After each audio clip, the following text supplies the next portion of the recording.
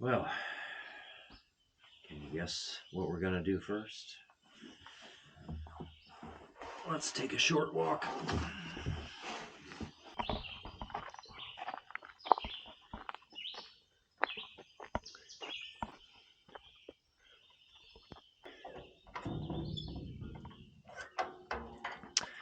Oh, canvas food bag that I don't have to hang.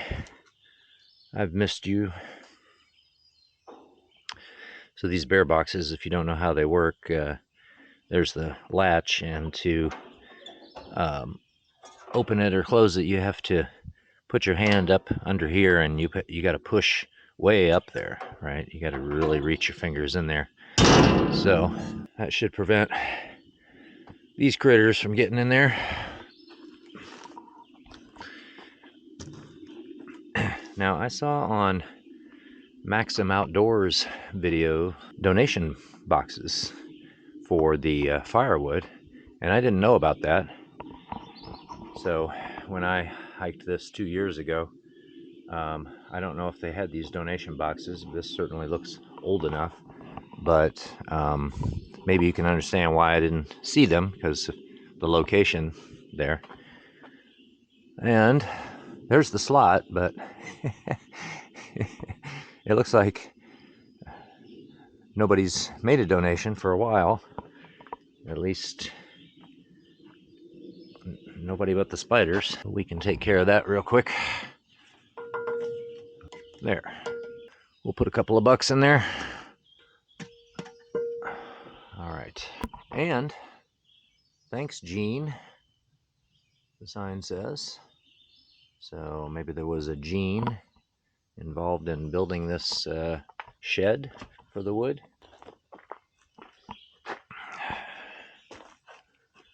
So last night with the fire going, I noticed that when the heat would come through the opening here in front, and then it seemed to be hottest just about right here. So I had the shirt hanging over the ledge to help the heat from the fire dry it.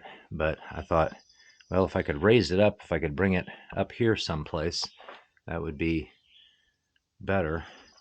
So I noticed that there are these eye hooks in the front of the shelter there, and over there on the other side as well. So what do we got here? 5 bungee cords strung together, hanging at just the right height in the middle here for the shirt to be at that height. So would have been ideal if I could have brought this forward about 6 inches. Right about here is where there seemed to be the most heat, but at least it was the right height. And so that did pretty well. Still just a little damp here, around like the armpits, but mostly dry. And then the wool socks, they're completely dry. Now, yesterday was kind of the biggest test of these socks. These, they're inside out, darn tough wool socks that I got. I only wore the one pair, and usually I wear 2 pairs of socks. But I tried out with just one pair and found that I was getting some hot spots on my feet where blisters were about to form. So if we had done higher mileage yesterday, I would have ended up with blisters unless I, stopped to change. But I did bring, other socks, right? The normal, just ordinary white cotton ones. So I have 2 pairs of those, and I'll be wearing those today. Then maybe tomorrow I'll try the one wool pair and one cotton pair. So we're getting the coffee on before anything else.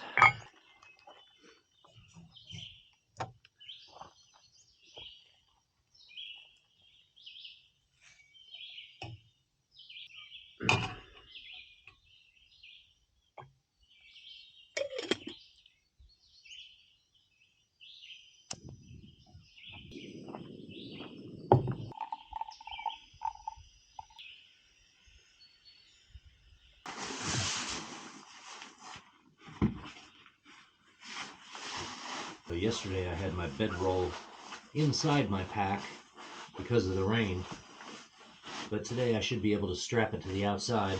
So this antique Thermarest pad is nothing could be simpler to use, but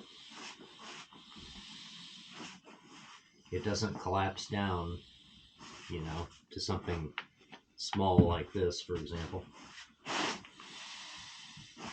So there is that drawback.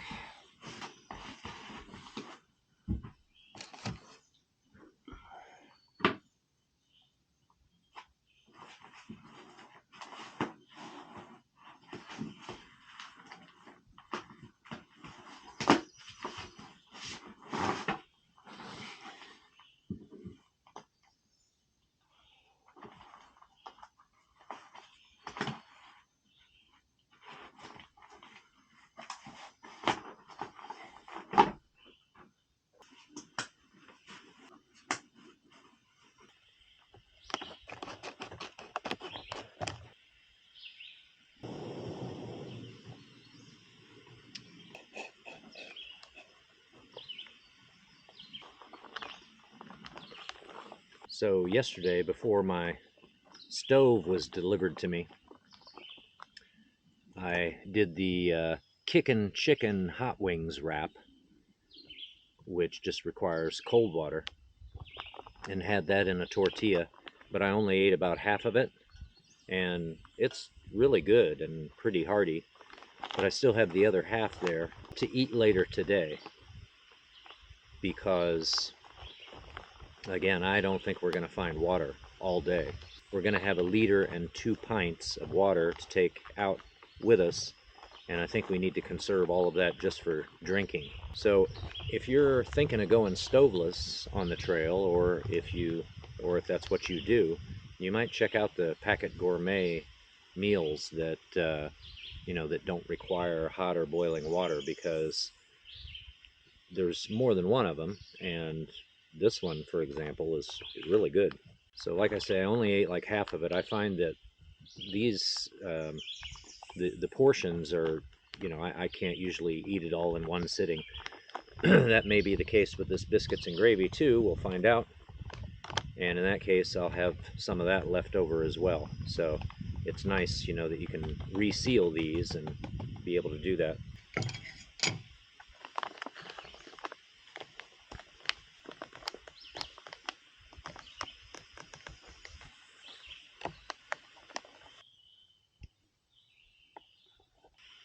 Oh yeah, that is hitting the spot. So I've had the Peak Refuel biscuits and gravy, which I would rate about 8 out of 10. This is pretty good too, 7 or 8. And it's probably more than I can eat right now, so I will have some leftover to take down the trail today. So up here, beside the lavatories, we have recycling and trash, which works, similarly to the bear box.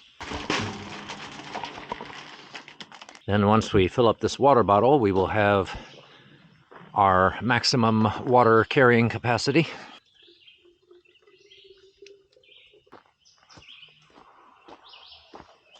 And we are pretty much ready to hit the road. Leftover biscuits and gravy in the food bag, which is right on top. I feel like I have so much space in my pack now. Taking my bedroll out of there, and we are not carrying the tent or the food canister. You know what most people call a bear canister. I don't like to call it a bear canister because it wasn't made by bears. It wasn't made for bears. It doesn't contain bear food. It's for humans. It's a human food canister. But of course, I understand the name. It's a canister that bears cannot get into. But the canister and my tent together weigh about 3.5 pounds. So we're saving that weight and space.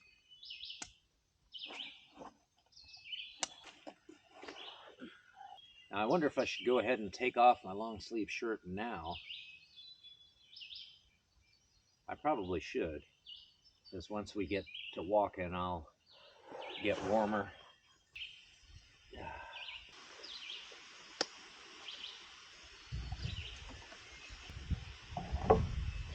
All right, let's hit it. Hot charcoal only. I don't remember seeing that 2 years ago either. It was probably there though. But it is interesting to see some of the changes and improvements. So kudos to the park and to the Friends of Oil Creek State Park who do some volunteer work and help out. So this road goes out about 0.6 miles to a parking lot, and it's blazed white. So you go down the road, then you take a right and follow a trail which comes to another road, take a left, and that takes you to a parking lot. But for the trail, we go this way. So what are the highlights today? Well, there are some I don't want to tell you about yet, but we will come to Plum Dungeon Falls today, and I'm anticipating that we're not going to see any falls. I have a feeling there'll be nothing falling. It'll just be some rocks down there. So it won't be much to see today, I'm afraid. It's probably completely dry. As for what else we'll find today, well, stay tuned. So here's our first stream, which is a trickle. There is some water there, but not much opportunity to fill up. I wouldn't fill up from that pool down there. Stagnant and an insect breeding ground, I imagine.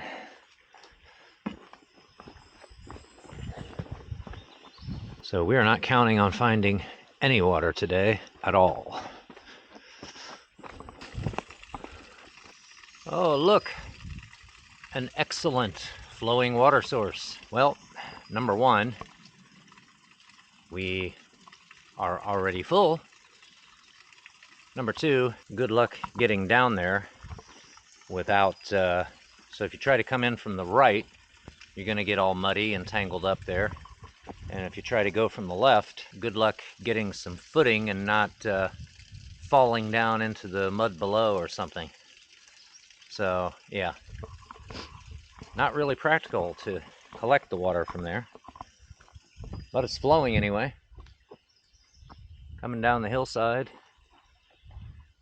Maybe you could manage to get up to that rock there. Fill up if you needed to.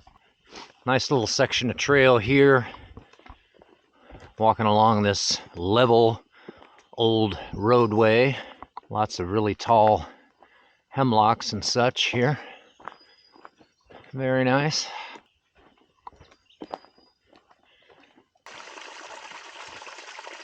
Now that's more like it right there. Almost makes me want to stop and have a cup of coffee and then replenish there. But it's a little too early for a break. What I will do is have a nice swig of water out of my flask and then refill it there. Well, we're about to find out if there's anything to see today. I think the sign is telling us to go down here. Yeah, because there's a bench down there which should face the falls. I do hear water down there somewhere, maybe right through there. Yeah, and it looks like it's just a little more than a trickle. Just a little farther down, right along the trail, is another bench where you get this view just above Plum Dungeon Falls. I guess an unnamed little falls. Here's the water making its way down to Plum Dungeon Falls. And this stream is flowing well enough that I think I'm going to stop here and have a coffee break.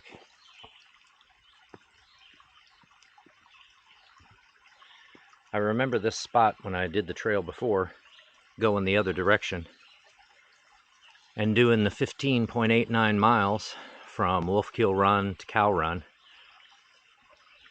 I remember getting here probably about 3 in the afternoon, and I had started on the trail before 5 o'clock that morning. I remember thinking, God, I wish there were a place here where I could camp legally. I wish I could stop here, because I don't know if I'm gonna make it. But I did make it because I had to. I'm very glad to not be going 15.89 miles today. And again, the big mystery. Where am I going if I'm not going to Wolf Keel Run?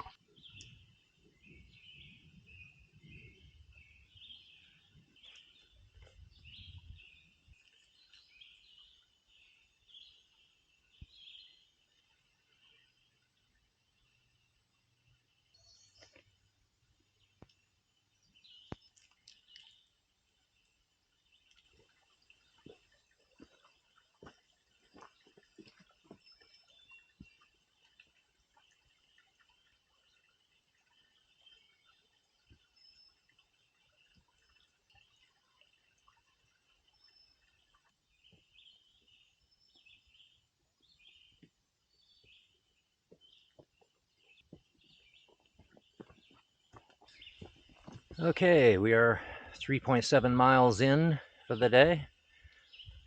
Continuing on, Drake Well in 6 miles.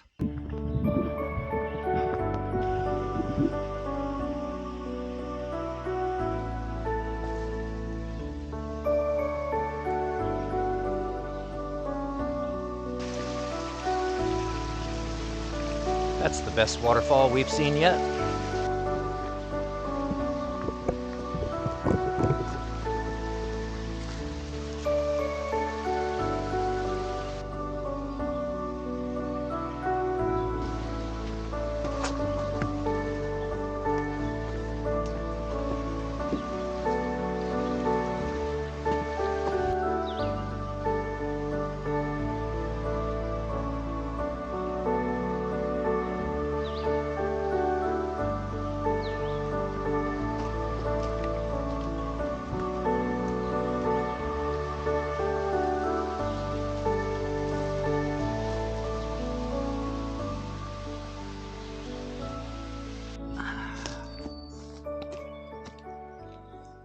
Well, good thing I got a second shirt so that the orange shirt I had on yesterday that was drenched in sweat and rain, I didn't have to wear it again. Instead, I could drench this other shirt in sweat. So I guess it's time for a little electrolyte replenishment.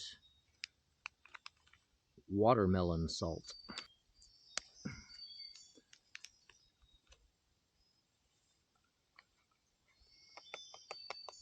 Now observe, if you will, how easy it is to take the top part of this and put it into the main part, and then dispose of this, which I will do in my trash bag. Along the trail, I've found 2 of these. 5 before every 45. Hydrate along the way. This one was blueberry pomegranate. I found 2 of these tabs. The other one was some other flavor, but it was the same brand. Who is tearing the tops off of these and tossing them on the ground? You know who you are, and you're busted. So whoever is responsible for creating trash is also responsible for properly disposing of it. And in this case, that's not old dude. That's you. So stop that.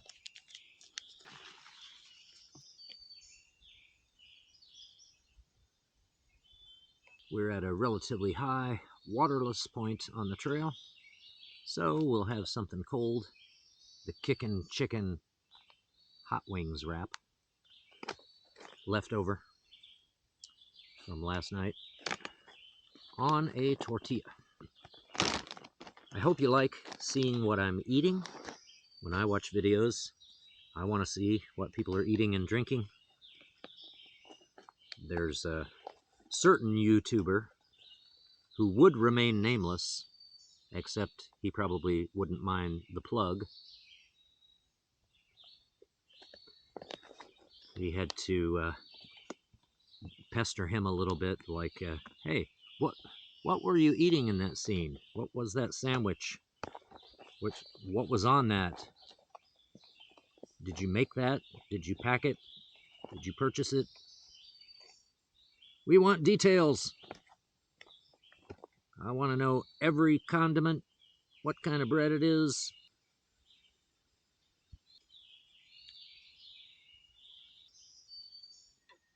Don't you know, Kurt, that even before YouTube was big, like back in Facebook's glory days, the most interesting thing on the internet quickly transitioned from cute kittens to and water skiing squirrels and whatnot to food pictures, people's lunch.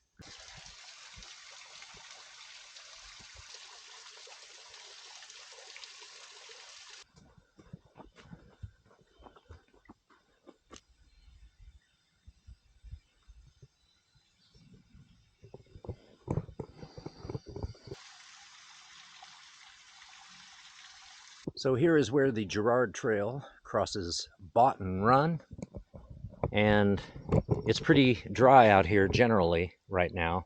A lot of the streams and the runoff channels are either dried up or not flowing very well. This isn't too bad. You could collect water there if you needed to. So, Oil Creek State Park, I have a proposal for you. Now, in my view, one of the drawbacks to the Gerard Hiking Trail for backpackers is that there are only two places where you can camp. And if you want to do the whole trail, the 36-mile loop, then on day 2, you have to get from the one camping area to the other. And it is 15.89 miles between Cow Run and Wolf Kill Run shelters, including the 0.22 mile side trail from the Gerard Trail over to the Wolf Kill Run shelters. So that's nearly 16 miles.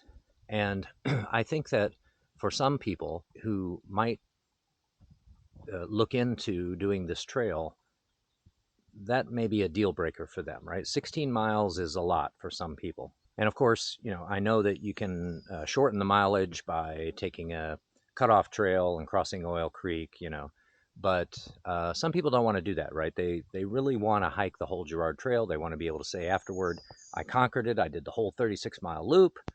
Okay.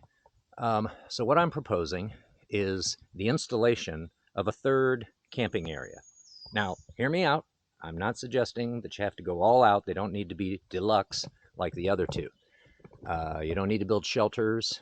You don't need to put latrines in. You wouldn't need to provide water because here's Boughton Run, which could be a water source for just a simple camping area that is, let's say, on the north side of Boughton Run and right up here.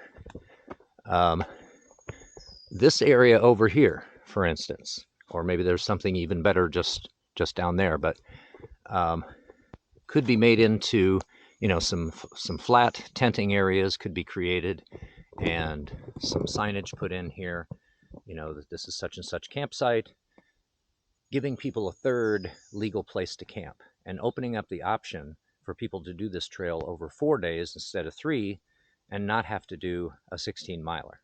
So from this point, Cow Run Shelters is 7.7 miles south. Wolf Kill Run Shelters is 8.2 miles that way. So this way, people could do, 8, 9, 10-mile days each day and do it over 4 days. And I think that could really appeal to especially more beginning backpackers who are looking for something that is adventurous but is doable for them. They're not sure what kind of mileage they're capable of, that kind of thing. Potentially bringing more people to the park. If there were a camping area here, you could still charge $4, right? Still have to make a reservation, but you wouldn't have to provide all the amenities here. Just a place where people can tent camp, and there's plenty of trees here for hammock camping. So I think all you would need is to create that area and put in some signage here and explaining the rules, and maybe you'd want to put a bear box in here. But other than that, you wouldn't need anything else. You don't need to provide water because there's a water source right there. Trash, just make it clear to people, pack out your trash so there doesn't need to be a trash collection point. And you don't need to provide wood. You could say no campfires permitted. Or if you didn't mind campfires, then you could build, a couple of fire pits, and people could, burn the dead wood around here. So think about it. I think, one, potentially more people would do this trail if they had the option of doing it over 4 days instead of 3. Number two, some people might even want to walk into Titusville, 1.5 miles, visit the pubs there, the restaurants, maybe even the Giant Eagle, and then walk 1.5 miles back to the trail and continue. And they'd have time to do that. So, your community partners in Titusville can potentially benefit from this as well. I mean, of course, we're not talking about a massive influx of tourist dollars, but something, a little more traffic. So I don't see any downsides to this. It seems to me like everybody wins. If there is some major downside to it or several, certainly you can let me know. To friends of Oil Creek State Park, if what I'm proposing ever happens, I assume that you would be involved in volunteering your effort to whatever might happen here. If you need another volunteer, certainly let me know. My email is in the description below. Here we get a view of Oil Creek down below. You can just see the brown right there and the rocks on the shore there. And if we step over here a bit, you can see a little farther upstream. So you see there's a bridge there. That is a footbridge. That is part of a white blazed trail that takes you across the creek and over to the west side of the Gerard Trail. So down here a ways, we should see a sign for that. And then the trail follows a bunch of switchbacks down the hillside here, down to the Oil Creek Valley, crosses there, and then makes its way over to the west side of the Gerard Trail. So that can be used to cut off a bit of mileage if you didn't want to do the whole loop, shorten the mileage somewhat between Cow Run and Wolfkill Run shelters. And kind of cool here to see the zigzagging valley there. So here's the junction with one of these cutoff trails. So you can go that way to get down to, so it says West Side Trail, meaning it takes you to the west side of the Gerard Trail. Across a swinging bridge, apparently. Is it called the Boughton Bridge or Boughton? Not sure of the pronunciation. Anyway, you see there are white blazes, and so a series of switchbacks takes you down to Oil Creek and across. We're continuing to Drake Well, which is 1.56 miles from here.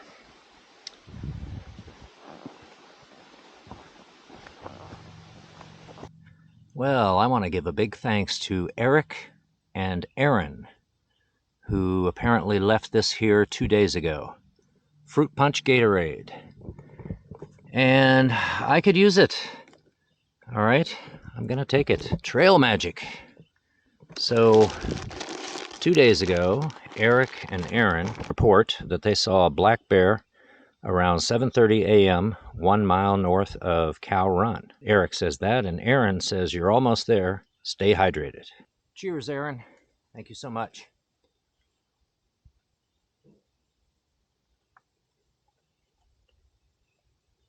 Oh, that's good.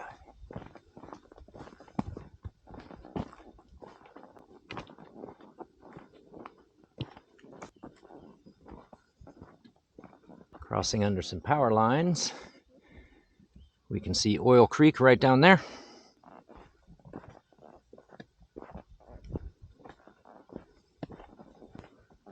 Let's watch out for snakes in here. I've seen 2 snakes on the trail today. Small ones. Both, I think, the same species and about 10 inches long.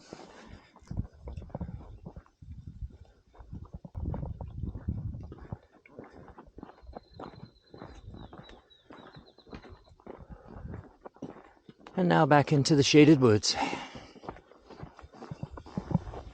Well, it's just about 3:30, and a couple of switchbacks brings you down off the hillside, down close to the railroad tracks there.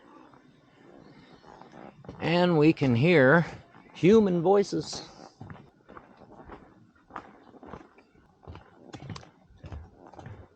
Okay, where are we? So when you come out of the woods, you cross the tracks here. So after crossing the tracks, you see to your right, this is the Jersey Bridge. There's a yellow blaze. So to continue on the trail, you go that way. To our left is the Drake Well Museum and Park. Let's stroll down here and have a look. I guess that's the Drake Well train depot. Drake Well Museum, Wednesday through Sunday, 10 to 4.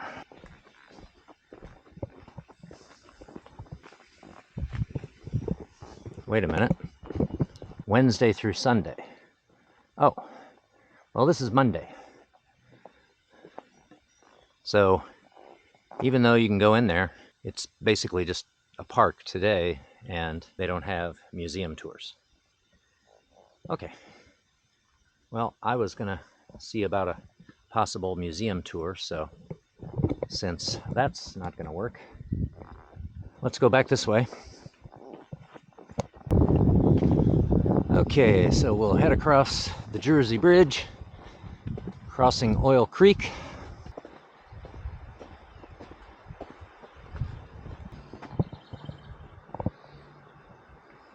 Then when we get over to this side, the trail takes a left right there, and then continues over there someplace. Hi there. Cupcake, really? I would love one. So you're doing the whole trail? Mm-hmm. And I'm filming it. Would you all like to be in my YouTube video? Yeah, I guess so. Yeah, I've okay. never been in.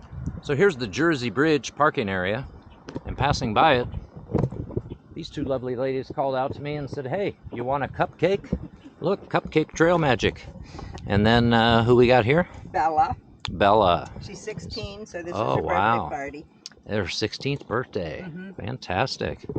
Yeah. Yeah, she doesn't walk anymore. We carry her. Mm-hmm. So you have beautiful weather for this, don't you? It's not bad. I decided to start yesterday. Originally, I was going to start before that, but you know, the highs were in the 90s and so forth, and I said, "Oh boy, I don't want to be out there when it's that hot." Yeah, that is hot. You're right, Bella. And yeah, so I pushed it back a bit, but started yesterday, and there was a little rain yesterday, but it wasn't too bad. You have to take a couple of these. You have to take some more. Well, I had one. Yeah, you need more. I guess one more should do me. I think. The good sugar. You need that energy. Yes. Did you want to say your names or? Lori. Lori? Mary. Mary. All right. Well, thank you so much. I appreciate it. Well, thank you for Yeah, good to meet you. And your talking name to us. is? John. Oh, it's nice to Mhm, meet you, yeah. John. The YouTube channel is called Old Dude on the Trail. Oh. Yes. Okay, fueled by those cupcakes, we're ready to continue. So we're continuing west from the Jersey Bridge, and we're off the trail now. I've been tantalizing you with the mystery of where we're going tonight if we're not going to Wolfkill Run shelters. Now, everything we've done so far has been in full compliance with all applicable federal, state, and local laws and Oil Creek State Park rules. And everything that we're going to do from this point on is also within the law and state park rules. But about a mile and a half this way is the town of Titusville, Pennsylvania.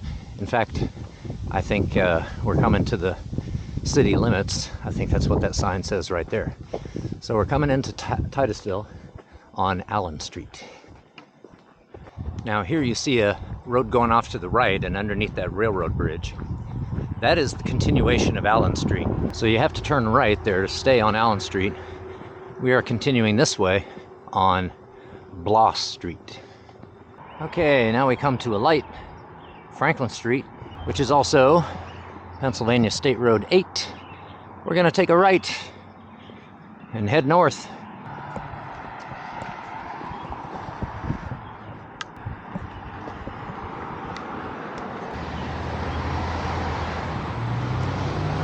Then we will continue north on Franklin Street. Notice that if you turn left down St. John Street here, you can get to the Oil Creek and Titusville Railroad, the excursion train.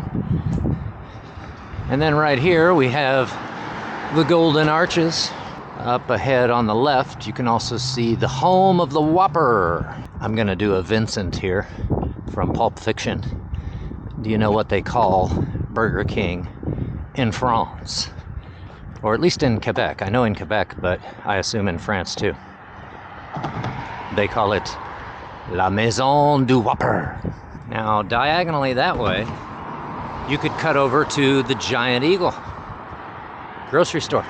And just on the left here, past that flag, is the Titusville Iron Works, which I believe is a pub. And right here is a Save-A-Lot food store. I didn't know about it, but it looks like it's open, in operation. Right beside it is a Goodwill store. That might be the closest thing to an outfitter in town. So if you had some gear issues and wanted to try to remedy that, you could pop in there. Who knows what they've got. If you blew out your shoes, I don't know, you might find a pair of shoes that fit you in there. So you didn't know Titusville was a trail town. Well, I may be the first person in history to use it as such. The restaurant with the colorful mural is called Fat Chad's Tappan Steakhouse. But we're headed over there. The restaurant with the green sign. Arcade. I thought it was called Missy's Arcade. But whatever the name, that's supposed to be a family restaurant. The arcade closes at 3 o'clock every day, and it's after 3. Denied. What time do they open? They open at 5:45. Maybe we'll go there for breakfast tomorrow. So let's try Fat Chad's instead. So at first, this looks like it's closed, and they're doing some work in here or something. But I guess they are in business, but closed on Monday and Tuesday. And it's Monday. Oh no. Denied again. Well, I'm pinning all my hopes on a place called Maria's. So it looks like Maria's is in the old Corinthian Hall. Are you open today, Maria? No. Tuesday through Saturday. So continuing down Spring Street, between Spring and Central, I just passed a Mexican restaurant, which was open, but it said cash only. They're finding every way to block me today, aren't they? I mean, I have some cash, but not enough, you know. I don't want to spend any of it on my dinner today. There's King Buffet over there, which could be open, but at this point, I've already given up. I don't want to walk the extra distance. Here's a Get-Go station. They'll have something to eat, and that's probably what we'll have to do. That'll just have to do. Go in there and get a sandwich or something. But we're continuing a little farther down Spring. Oh, there's a Sheetz here also. That's even better, because it'll be closer. And they have made-to-order hot food. And right up here we have the Quality Inn, our home for tonight. The cost to stay at Cow Run Shelter, $4 US. The cost to stay at Wolfkill Run Shelter, $4 US. Now, actually, it cost me $10.50 each, $21 total, because it's a $6.50 reservation fee, and they couldn't do it as one reservation because of the day gap in between. It's not consecutive days. So that ran me $21 altogether. The price for tonight's stay, $115.44. Ouch! Old dude doesn't have that kind of money.